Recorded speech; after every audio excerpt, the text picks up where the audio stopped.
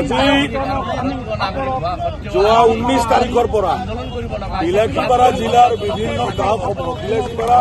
10 বিলাসীপাৰা এই চাপৰ অঞ্চলৰ ব্যাপক হাৰত মানুহৰ নামত এজন বিশেষ ৰাজনৈতিক দলৰ নেতাৰ এটা বিশেষ ৰাজনৈতিক নেতাৰ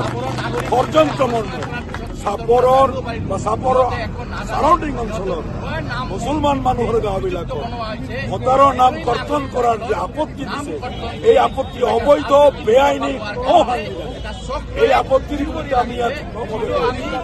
আমি জিলা আয়ুক্ত আৰু জিলা নিৰ্বাচনী বিভাগ আবেদন জনাইছো দাবী জনাইছো সকলোবোৰ আপত্তি তৎকালীনভাৱে খাৰিজ কৰিব লাগিব বাতিল কৰিব লাগিব যাতে কোনো ভাৰতীয় নাগৰিকে ভাৰতীয় ভোটাৰে হাৰাশাস্তি হ'ব।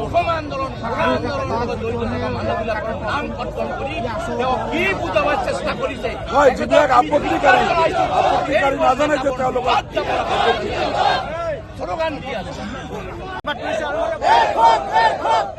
আমি প্ৰতিবাদ কৰছি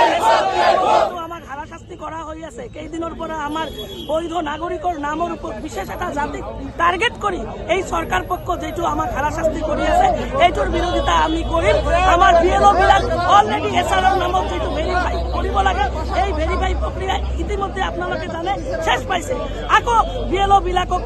হোয়াটসঅ্যাপের গ্রুপত যোগেদি মেসেজ দিয়া হয়েছে আর বিএলও বিলাকক মাতি লৈ কোৱা হৈ আছে যে আপোনালোকে এইকেইটা নামবিলাকৰ ওপৰত ফৰ্ম 7 ভেৰিফাই কৰি পঠাওক কারণ ফর্ম 7 যদি ভেরিফাই করে পঠিয়াই দিয়ে এই নামবিলাক কর্তন করার একটা সাজিশ এই সরকারে রচনা করেছে ষড়যন্ত্র রচনা করেছে। যদি এই সরকার ইমান উন্নয়ন করেছে ইমান কাম করেছে তাহলে ইমান ভয় কিয়? গণতান্ত্রিক ভাবে